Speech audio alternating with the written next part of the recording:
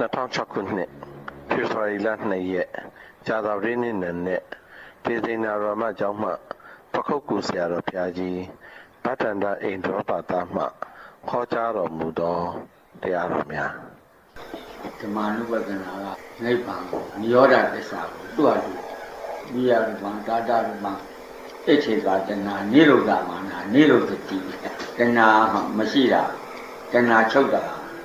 နိရောဓတိနိရောဓသစ္စာပိုင်းကိုနှစ်သက်တာလေးပေါ့အဲ့ဒါမရှိတာသက္ခုလောကေ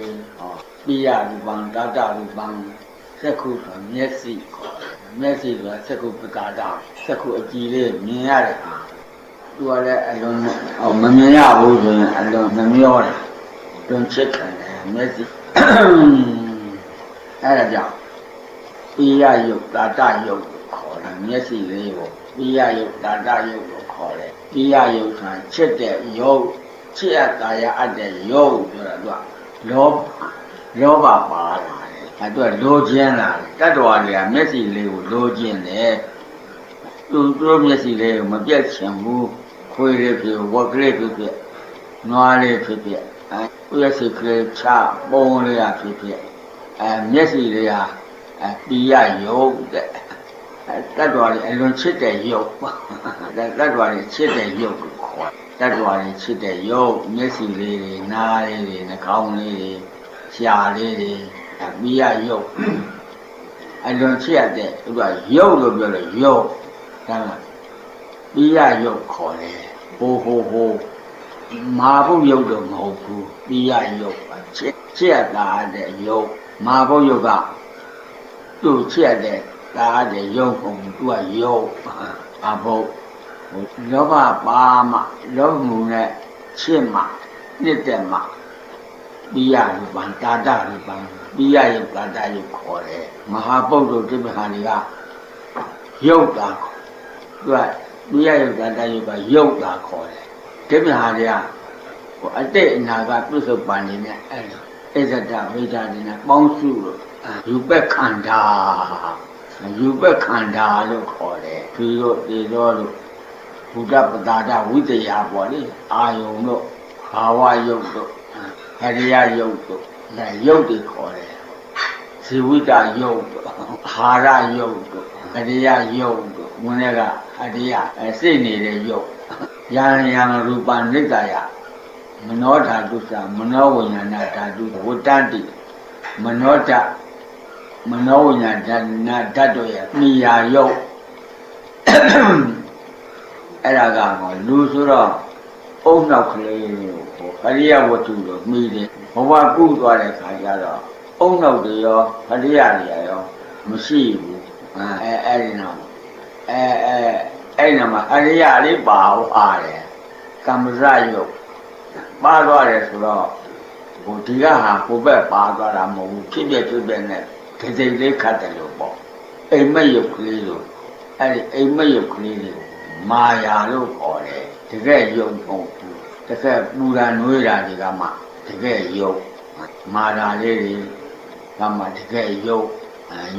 တွေခွဲရတယ်ပိယယုံတာတယုတ်ကချစ်အပ်တာရအပ်တဲ့ယုံဟိုမဟာဗုဒ္ဓဒီဟိုဟာတွေကချစ်အပ်တာရအပ်တဲ့ယုံမဟိုတဏှာဖြစ်တယ်မချစ်အမသာရတဲ့ယုတ်ဆိုရင်တဏှာမဖြစ်ဘူးတဏှာဖြစ်တဲ့ယုတ်ဟာပိယယုတ်တာတယုတ်ခေါ်တယ်ယူပံယုတ်မြည်ဤယူပံယုတ်မြည်ဤယူပခန္ဓာယူပခန္ဓာမြည်သလောလို့ဆိုတာပိယယုတ်တာတယုတ်ဟာယုတ်တော်မြည်ရဲ့ယူပခန္ဓာမမြည်ဘူးအဲ့လိုခွဲရတယ်ချစ်ပြီးตายပြီးလို့ဆိုလို့ရှိရင်တကယ်ဟိုရုပ်ပေါ့ဘူးသူကချစ်တဲ့ตายရတယ်မချစ်ရင်မตายရင်အဲ့ဒီရုပ်မရှိဘူးပိယယုတ်တာတယုတ်ချစ်အပ်ตายအာမပိယယုတ်ခေါ်တယ်ယောဂီကမချစ်ဘူးမနစ်သက်ဘူးလို့ဆိုလို့ရှိရင်သူ့မှာပိယယုတ်တာတယုတ်မရှိဘူးပိယရူပံတာတရူပံဣသေတာတနာဥပ္ပဇာမနာဥပ္ပစတိအဲ့ဒီပိယယုတ်တာတယုတ်မှာတဏှာဖြစ်တယ်ပိယယုတ်တာတယုတ်မရှိလို့ရှိရင်တဏှာမဖြစ်ဘူးတဏှာမဖြစ်လို့ရှိရင်လား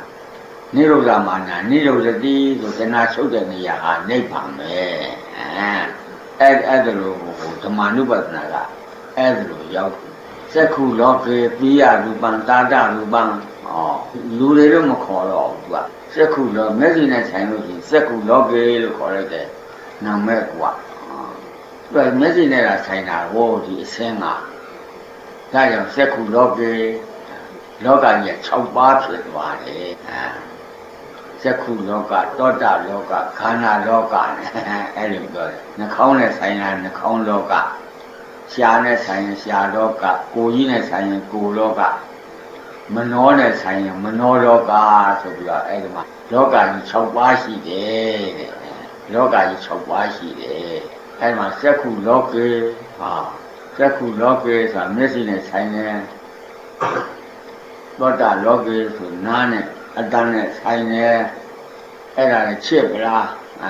ချစ်ပလားနှစ်သက်ပလားကိုယ့်ကိုမေးချစ်သက်တယ်နှစ်သက်တယ်လို့ဆိုအဲ့ဒါတဏှာရှိပြီမိရယုတတယုတဏှာရှိပြီကိုယ့်ကိုမေးရတယ်သူကသစ္စာ၄ပါးရောပါတယ်ဘုရားသစ္စာ၄ပါးသူကချစ်တယ်နှစ်သက်တယ်ချစ်နှစ်သက်ချစ်တာနှစ်သက်တာမဟုတ်ဘူးချစ်နှစ်သက်အဲ့ဒါခေါ်ရုပ်ခေါ်တယ်ချစ်နှစ်သက်မင်းကလေးကယောက်ျားလေးကိုကြိုက်တယ်လို့ဆိုရင်လည်းချစ်နှစ်သက်အဲ့ဒီရုပ်ကိုကြိုက်တာကြိုက်တော့ကြိုက်တာကတဏှာချစ်တာကကြိုက်တာကတာတယုတ်ပိယယုတ်ခေါ်တယ်ပိယယုတ်ပိယယုတ်တာတယုတ်ညာချစ်တာယအတ္တယုတ်တဲ့ချစ်တတာယတ္တတာကတဏှာအဲ့ဒါခေါ်ရတယ်ချစ်တာယအတ္တကယုတ်ပိယယုတ်လို့ခေါ်တယ်ချစ်ပြီးလို့ဆိုရင်အဲ့ဒီမှာလောဘပါတယ်လောဘဆိုတာကတဏှာခေါ်တယ်တဏှာဆိုတာကတတ်မဲ့တတ်တယ်တတ်မဲ့ဆိုတာကပေါင်းသင်းတာကိုခေါ်တယ်သူကသူအတိပ္ပယ်ကြီးကအဲ့ဒီမှာတဏှာရှိရင်ယာယံတဏှာပောနဘုကနန္ဒီယာကအကတာနဲ့တဏှာနဲ့ပတ်သက်လို့ရှိရင်နန္ဒီယာကဆိုတာကမနေနိုင်မထိုင်နိုင်ဖြစ်တာကိုနန္ဒီယာကခေါ်တယ်မနေနိုင်မထိုင်နိုင်ဖြစ်သွားအဲ့ဒါကိုနန္ဒီယာကခေါ်တယ်မင်းတို့ဆိုရင်လိုက်ပြီးပါရောက်ကြည့်တွေ့လည်းမနေနိုင်မထိုင်နိုင်အဲ့ဒီဟာကိုနန္ဒီယာကခေါ်တယ်အဲ့ဒီနန္ဒီယာကမရှိရင်ကိုယ်ပဲတော်တော်ကောင်းတယ်အဲ့ဒီနန္ဒီယာကခေါ်တယ်နန္ဒီယာကပြမနန္ဒီယာကသာကတာတတပိဏန္တိပြီထိုအာယုတို့မှာခါတယ်နှစ်သက်သိရချီတာကာမတဏဘဝတဏဝိဘဝတဏအဲ့လိုလာတယ်အဲ့ဒါနဲ့ဓမ္မစကြာနဲ့ဓမ္မာနုပဒနာနဲ့အဲ့ဒါလိုပဲအဲ့ဒါလေးသိုးနေရတယ်တဏနဲ့စက္ခုလောကေပိယရူပံတာရရူပံဣထေသာတဏဥပ္ပဇမာနာဥပ္ပဇတိစက္ခုလောကလို့ခေါ်တယ်မျက်စိနဲ့မြင်တာကိုမင်းသားလေးတွေမင်းသမီးလေးတွေနတ်သမီးလေးတွေနတ်သားလေးတွေအဲ့ဒါတွေမြင်တော့အခုတင်နဲ့မြင်ရမှာတင်နဲ့တပြည့်နတ်တွေတပြည့်ရုပ်ပုံတွေမြင်ရမှာအခုလူတွေမို့လို့လူတွေကိုမြင်နေရတယ်အဲ့ဒါစက္ခုလောကခေါ်တယ်နန္ဒမင်းသားလေးကြတော့တခါတည်းသူမင်းသမီးလေးကိုတတ်မဲ့နေတာတခါတည်းသူတိုးတဲ့ခေါ်သွားတယ်တာဏဘောင်မပြောဘူးမင်းသားလေးနန္ဒမင်းသားလေးပေါ့တာဏဘောင်မပြောဘူးဟောကလက်ထခံကြီးခေါ်လာတာကိုလက်ထခံကြီးခေါ်တော့တာဏဘောင်မပြောဘူးမပြောတော့လူထွက်ချင်တယ်မြတ်စွာဘုရားလည်းမလျှောက်ဝင်ဘူးမလျှောက်ဝင်တော့မြတ်စွာဘုရားကယဟန်နေလျှောက်တယ်နဲ့သိတော့သူ့ကိုကဲလာလက်ပဲပွားလို့ပြောတော့ဒါလည်းတိုးတဲ့ခေါ်သွားတိုးတဲ့မှာမိလောင်တော်မိလောင်တာတော့တိမုတ်တူကြီးပေါ်မှာတက္ကမကြီးမြတ်မကြီးထိုင်းနေတယ်အဲ့ဒီမြတ်မကြီးကမင်းနမသနပဒကလေးအနေနဲ့ဘယ်သူကရုပ်ချောတော့ဟုတ်လား ရုပ်ဆိုတာအတူတူပဲရုပ်ဆိုတာရုပ်ချောတော့ဒါကဘုရားဉာဏ်နဲ့မေးတာရုပ်ဆိုတာကဖြစ်ချင်းပြချင်းဤတယ်ဖြစ်ချင်းပြချင်းဆိုတာအနိစ္စဒါကြောင့်ဤဟာရုပ်ပထဝီတေဇောအာဘောဆိုတဲ့ရုပ်ကသူ့သဘောသူဆောင်းနေတယ်မာတဲ့ဟာပြော့တဲ့ဟာခေါ်တယ်အဲ့ဒါကရုပ်ကိုင်းစမ်းကြည့်ပါလားကိုင်းစမ်းကြည့်တော့မာတာပြော့တာတွေ့တယ်အဲ့ဒါကရုပ်ကသူ့သဘောသူနေတာမာတာပြော့တာလို့ရုပ်ပူတာအေးတာကရုပ်အဲ့ဒီသူ့သဘောလေးသူသိအောင်လို့ဤဟာရုပ်လို့ဆိုပြီးတော့ခန္ဓာပပကြတော့ရုပ်လို့ဆိုတာအဲ့ဒါခေါင်းကမာတယ်ခြေကမာတယ်ပထဝီမာတယ်ပြော့တယ်ဒီတော့ကပူတယ်နှွေးတယ်ပူတယ်နှွေးတယ်အာဘောကဖွဲ့တယ်ညာရင်စီးရိုတယ်ဒီဇောကပူတယ်နှွေးတယ်ဝါယောကတွန်းတယ်တိုးတယ်အဲ့ဒါတွေကိုယုတ်ဤဟာယုတ်ဆိုပြီးအဲ့ဒီယုတ်ကလေးတွေရှုရတယ်ဒါမှအနိစ္စဒါမှဤဟာယုတ်အဲ့ဒီဟာယုတ်ပူတာနှွေးတာကယုတ်ဤဟာယုတ်ဖြစ်ကြောင်းဆိုတာရုပ်ဖြစ်လို့ရှိရင်တဏှာကြောင့်ပဲဖြစ်တာပေါ့တဏှာဆိုရင်လည်းအဝိဇ္ဇာပါတာပဲအဝိဇ္ဇာတဏှာဥပါဒံကံအာဟာရအဲ့ဒီ၅ခုတည်းရတယ်ဤဟာရုပ်ဖြစ်ကြောင်းဆိုစမ်းဤဟာရုပ်ဖြစ်ကြောင်း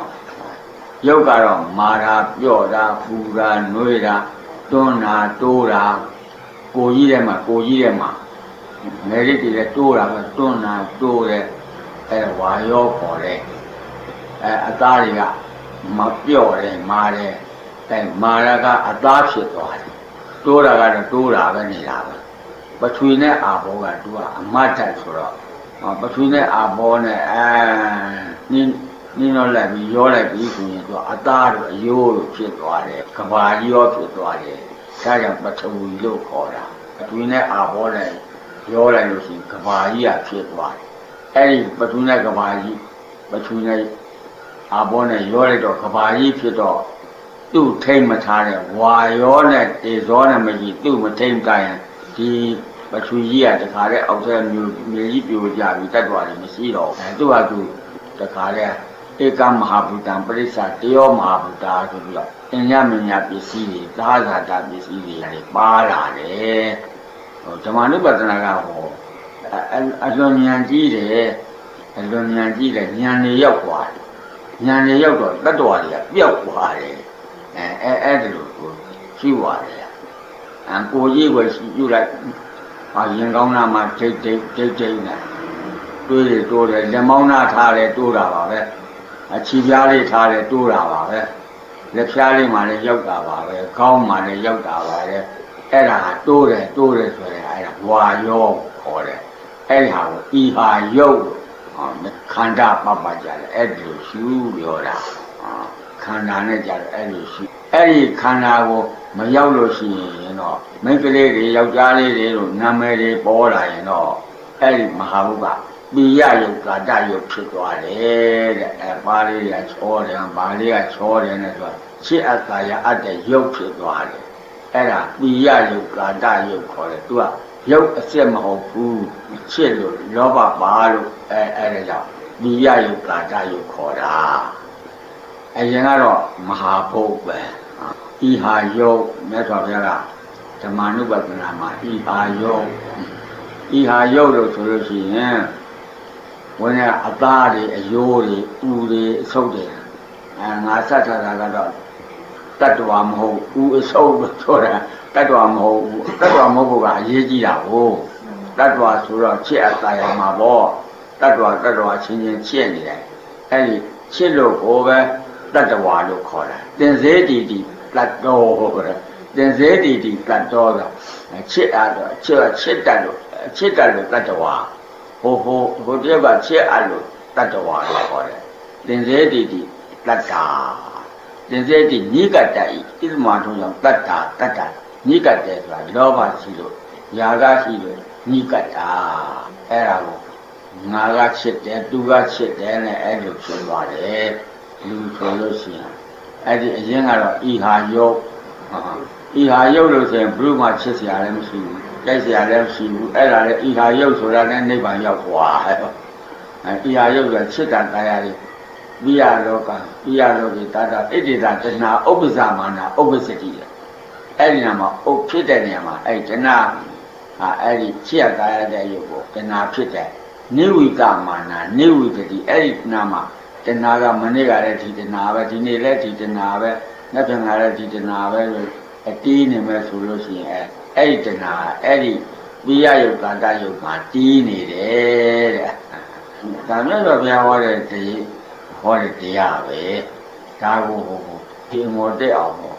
ပြောတာလုတ်ထပ်ဖို့ဤဟာယုတ်လို့ဆိုလို့ရှိရင်တဏှာကမရှိတော့ဘူးတဏှာနိရောဓပြင်းတယ်ပထဝီကလှုပ်အသားတွေအယိုးတွေကလှုပ်တယ်ချောတယ်ရမ်းတယ်အဲ့ဒါအသားတွေကကန်ကြီးချောတယ်တချို့အသားတွေကတော့အနောက်တိုင်းကနည်းနည်းကျန်းတယ်အသားကျန်းတယ်အသားချောတယ်ချောတာလည်းပထဝီပဲကျန်းတာလည်းပထဝီပဲအဲ့လိုပဲကဲလူလေးတွေကချောတာပေါ့ရှင်လေးတွေကချောတယ်ကြောက်ခဲကြီးကကျန်းတယ်သူတို့လည်းပထဝီပဲအဲ့ဒါဤဟာယုတ်လို့ဆိုရတယ်။ဒါကြောင့်ပိုတဲ့ဓမ္မနုပဒနာလည်းပါတယ်ဤဟာယုတ်လို့ဆိုအဲ့ဒါမှရူပံရူပခန္ဓာရုပ်ချင်းရုပ်နှမျိုးခေါ်ရတာပိယရူပံသာတရူပံရူပံဒါကဒီအပေါင်းဖြစ်တဲ့မက်ခကြီးချောလူဖြစ်မှာတတ္တဝါဖြစ်မှာချောလာတယ်တတ္တဝါဖြစ်မှာချောလာတယ်အဲ့ဒါကိုတတ္တဝါဖြစ်တော့တတ္တဝါအချင်းချင်းကြိုက်လာကြချစ်လာကြတယ်အဲ့ဒါမှပိယရူပံသာတရူပံပိယယုတ်ကာတယုတ်တဲ့ဟိုမဟာဘုတ်ဝင်းထဲကတော့ဝင်းထဲမှာရှိရကလေးမော့စီနောက်တရကြီးကြီးပေါ့တီလာကြတော့ထူမှန်းနည်းနည်းလေးတီးရပထူချောတာကြမ်းတာရဲ့တွန်းတာတိုးတာရဲ့တွန်းတာတိုးတာမဟုတ်ဘူးအဲ့ဒီဝါရိုးလေးကခါတယ်ဒီအမိဝင်းတွေကနေဟိုးအမိဝင်းတွေအဲ့လိုပြန်ကိုချနိုင်တယ်အဲ့ဒီဝါရိုးအဲ့လိုဝါရိုးသုတ်တိရနတ်ပိကဆိုအဲ့ဒီဝါရိုးလေးကဒီအမိလူပြေကဝင်းတွေလာရောက်တယ်အဲ့ဒီဝါရိုးလေးကဝါရိုးလေးဘယ်တော့မြန်လဲဆိုတာဒီကနေပြီးတော့9မိုင်လောက်ဝေးတဲ့ရွာမှာသွားပြီးတော့လူဝင်စားဖြစ်ချင်ဖြစ်တာအဲ့ဒီဝါရိုးလေးကအဲ့ဒီရောက်သွားအလွန်မြန်တဲ့ဝါရိုးဝါရိုးဟောတဲ့တွန်းတာတိုးတာလှုပ်တာရှားတာပြန်နာငှက်တွေပြန်နာဝါရိုးပဲလေမှန်ပြန်နာတာလေဝါရိုးပဲဟောကမန်ကာရီလွတ်မြန်တာပေါ့မော်တော်ကားပြီးတာလေဝါရိုးလေဝါရိုးရဲ့တက်ပြီးတာအမိဝင်လည်းရောက်သွားပြီဆိုတော့ဒီက9မိုင်လောက်အခုနေကိုဇာတိကကြုံပြောလို့ဆိုရင်ကြုံပြောတခါလေးရောက်သွားအဲ့ဒါဝါယောပါတယ်ဝါယောနဲ့စိတ်ပေါ့အဲ့ဒါပြိတ္တာကြီးသွားနေတာရုပ်ဒီဇောရောဝါယောပထဝီရောပါသွားတယ်ကျန်းနဲ့ချောတဲ့ဟာလည်းပါတယ်ကျန်းနဲ့ချမ်းနဲ့ချောတဲ့သဘောလေးပါသွားအခုဒီတောင်ကြီးကတော့သူကပါးလေးကန်ကြီးချောတယ်ကျန်းတယ်အဲ့ဒါကပထဝီတွန်းနဲ့တိုးတယ်လှုပ်တာကဝါယောအဲ့ဒါကြောင့်အဲ့ဒီရင်ကောင်းလာကြည့်ရတယ်နှာခေါင်းလာကြည့်တာကတိုးတယ်တွန်းတာကိုကြည့်ရတယ်လေရှူရကလူဖြစ်တာလေမရှူလူမဖြစ်စင်စစ်မကုံရသတိနဲ့ငါသတ်ထားတယ်လေရှူလူဆိုတာကလေရှူတာကိုခေါ်တယ်လေရှူရကလူဖြစ်တာသောသံလေရှူရတာလူဖြစ်တာလေမရှူလူမဖြစ်စင်စစ်မကုံရသတိလေရှူတာကလေရှူတွန်းတာတိုးတာခေါ်တာအဲ့ဒါကယုတ်ခေါ်တယ်ပိယယုတ်နဲ့သာတယုတ်နဲ့ပွဲအောင်အဲ့လိုပြောနေတာပိယယုတ်ကချက်တာလူကလေးဖြစ်လာမှချက်တာမင်းကလေးဖြစ်လာတော့မှချက်တယ်မျက်စိကကြည့်လို့ကောင်းတယ်နားလေးကလည်းအတန်လေးကသာတယ်သာသမီလေးတွေကပြောတာအမေနာခေါ်ချွဲအိမ်ရဲ့ချွဲလဲလေးပါလေးနဲ့သူတို့မှချက်လို့မဆုံးဘူးအဲ့ဒါအဲ့ဒီကလေးတွေကပိယယုတ်ကလေးတွေပိယရူပံသာတရူပံဣထေသာတဏှာဥပ္ပဇ္ဇမာနဥပ္ပစီတဏှာဖြစ်တဲ့နေရာယုတ်ပါပိယယုတ်အခုတွန်းတယ်တိုးတယ်ပါးတွေကချောတယ်ကြမ်းတယ်ခေါင်းတွေကမာတယ်ဒူးတွေမာတယ်အယိုးတွေအသားတွေကမာတယ်ပြော့တယ်ဆိုတာကပထဝီပထဝီက20လောက်ရှိတာဥတွေအစုပ်လူတွေမဟုတ်ဥအစုပ်သောစမ်း လူတွေမဟုတ်ဘူးသောလမ်းဘေးပြထားကောက်မသွားလမ်းဘေးပြထားကောက်မသွားခွေကားချီလေဤခွေကားချီလေဤအဲ့ဒါဒီလိုမဟုတ်ဘူးလေလူတွေဟုတ်ပြီးတော့ချက်နေမှာတို့လို့ပိယယုတ်သာတယုတ်ဖြစ်ပြီးချက်နေမှာတို့လို့လူတွေမဟုတ်ဘူးအစောလူတွေမဟုတ်ဘူးသောလမ်းဘေးပြထားကောက်မသွားလမ်းဘေးပြထားကောက်မသွားခွေကားချီလေဤခွေကားချီလေဤအဲ့ဒါပိယယုတ်သာတယုတ်မဟုတ်ဘူးမချစ်နဲ့မตายာနဲ့လို့အချစ်တဲ့အตายာတွေမရှိလို့ရှိရင်အဲ့ဒါနိဗ္ဗာန်ရောက်တယ်လို့ပြောတာအချစ်သာတဏှာနိရောဓမာနနိရောဓတည်တဲ့တဏှာချုပ်တဲ့နေရာနိဗ္ဗာန်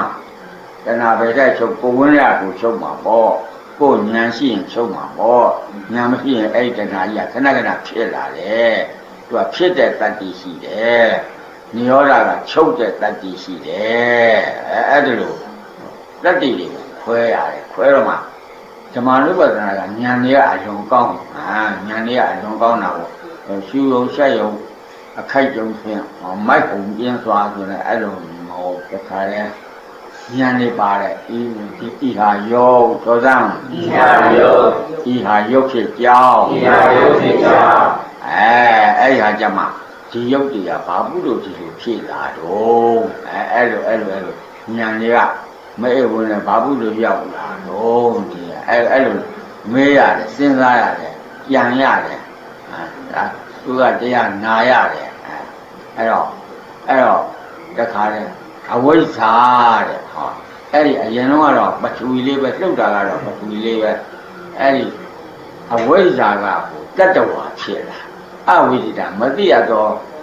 မင်းမယောက်ျားဆရှိကိုဝိဉ္ဇတိတိတာဤရဲ့ဣဒလမှာထိုးကြောင့်အဝိဇ္ဇာမီဆိုအဲ့ဒီအဝိဇ္ဇာကတခါလဲအဲ့ဒီယုတ်ကိုဖြစ်စေတယ်ပထဝီတည်သောအာဘောကအရင်ကတော့ပထဝီတည်သောဝါရောလေးပါပဲနောက်တော့ခေါင်းကြီးတွေပါကြီးပေါ်လာလူပြည့်သွားတယ်လူလို့သိလို့ရှိရင်အဝိဇ္ဇာတဏှာဥပါဒံကံအာဟာ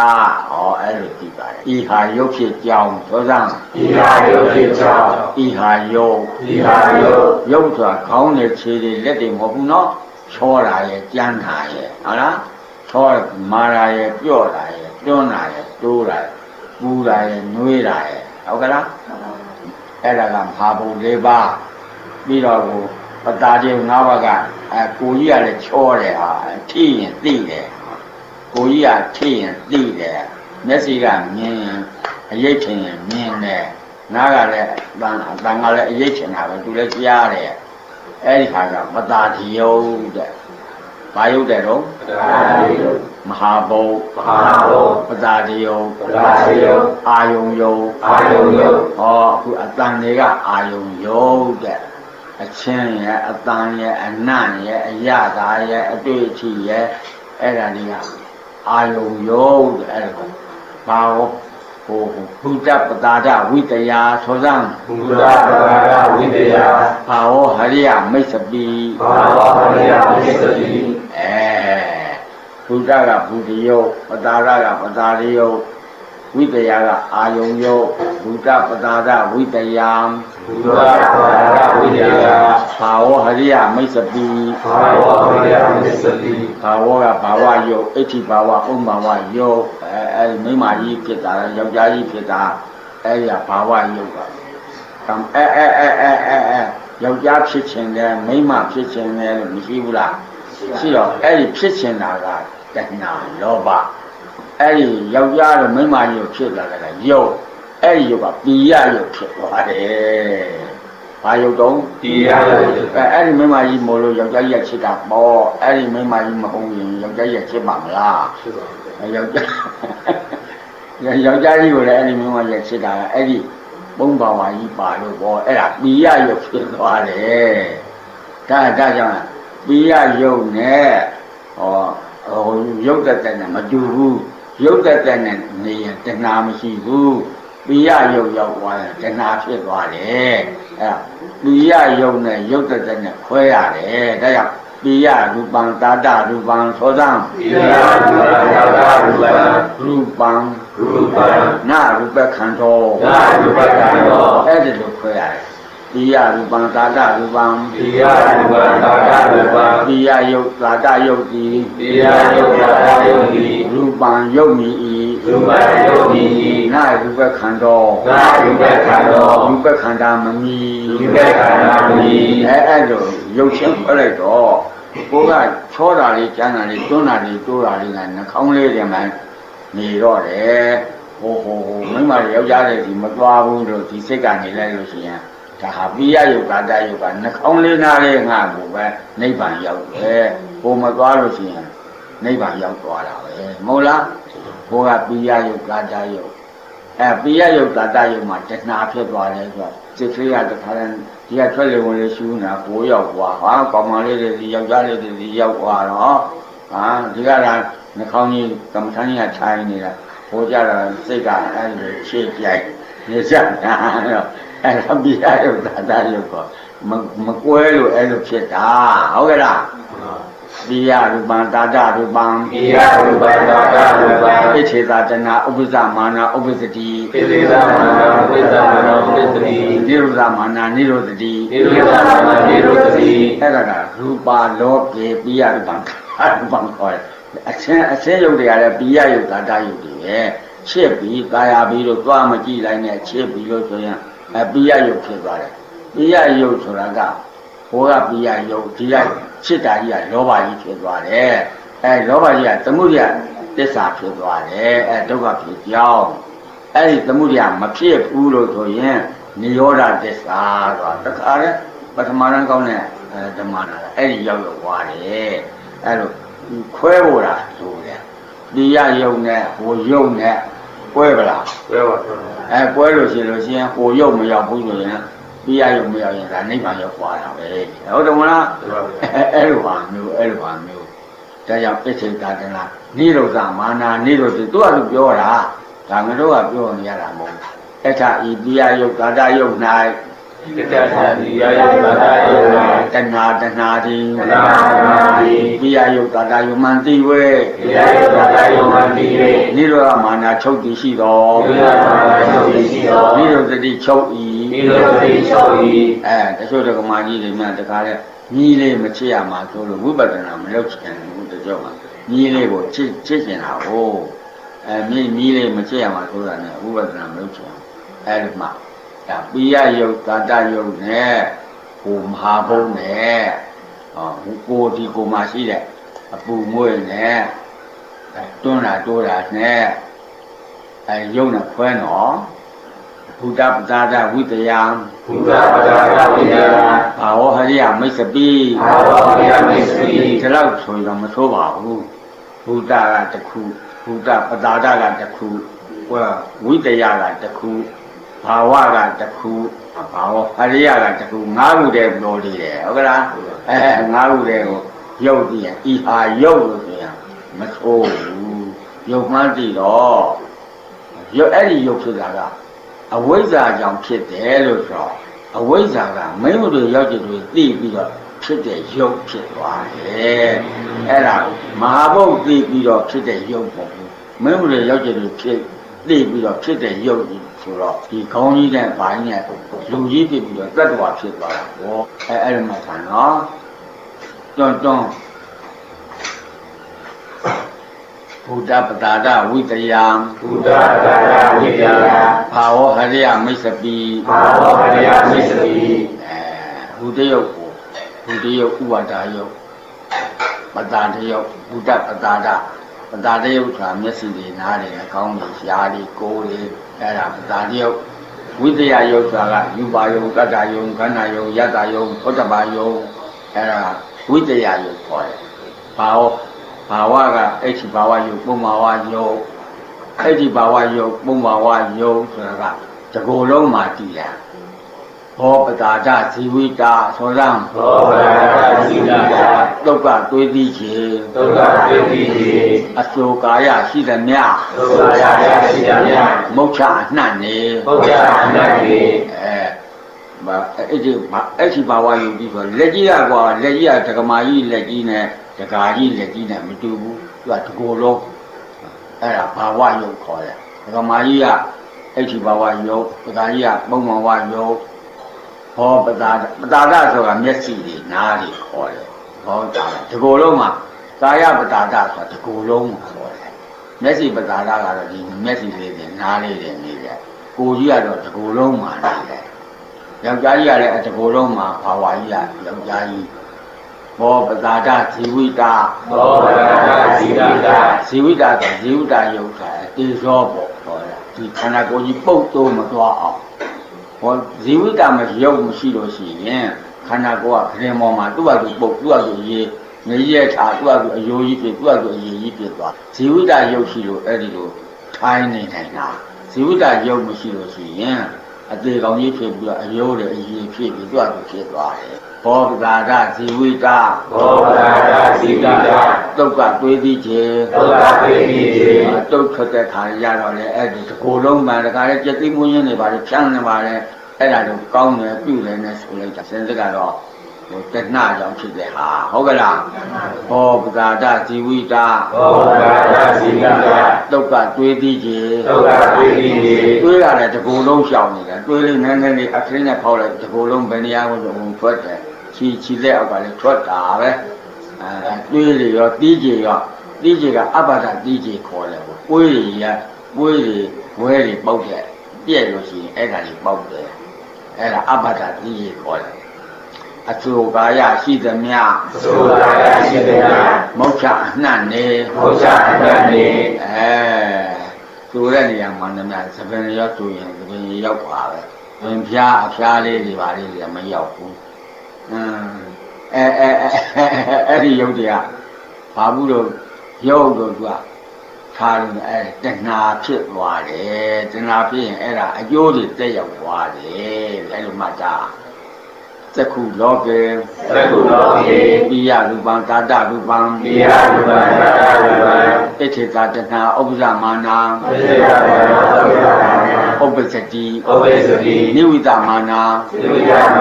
နိဝိတတိအဲ့ဒီလိုနေရာမှာတဏှာတီးနေတယ်ဟိုဒီဟိုကြောင့်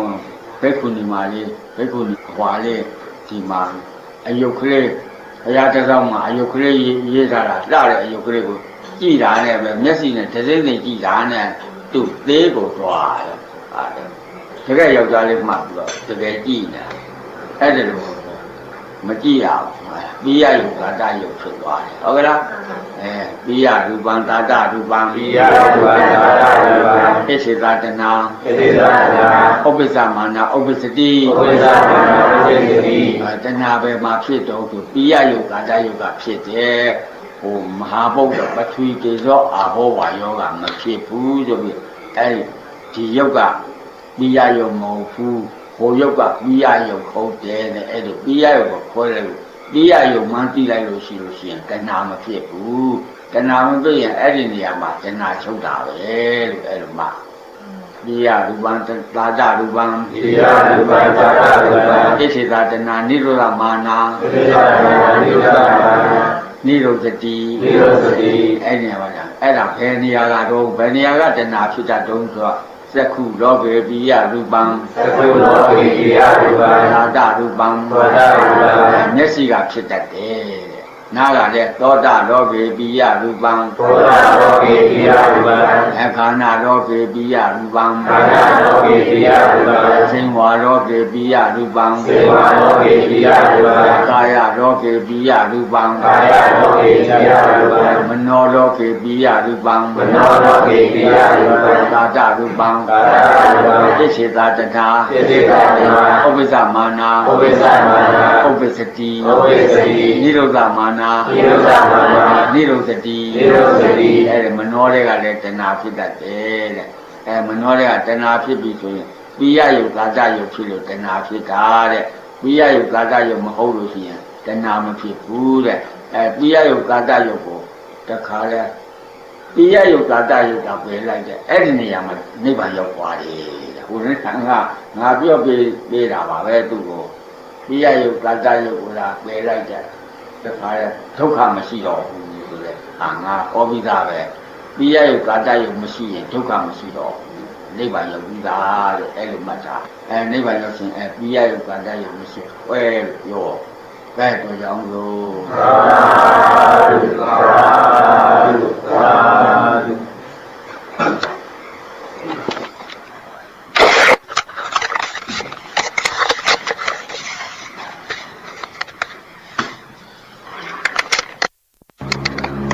2006 ခုနှစ်ဖေဖော်ဝါရီလ 2 ရက်ကြာသပတေးနေ့နံနက်ဒေသိဏရမကျောင်းမှပခုတ်ကူဆရာတော်ဘုရားကြီးဗတ္တန္တအိန္ဒြောပါသမှဟောကြားတော်မူသောတရားတော်များ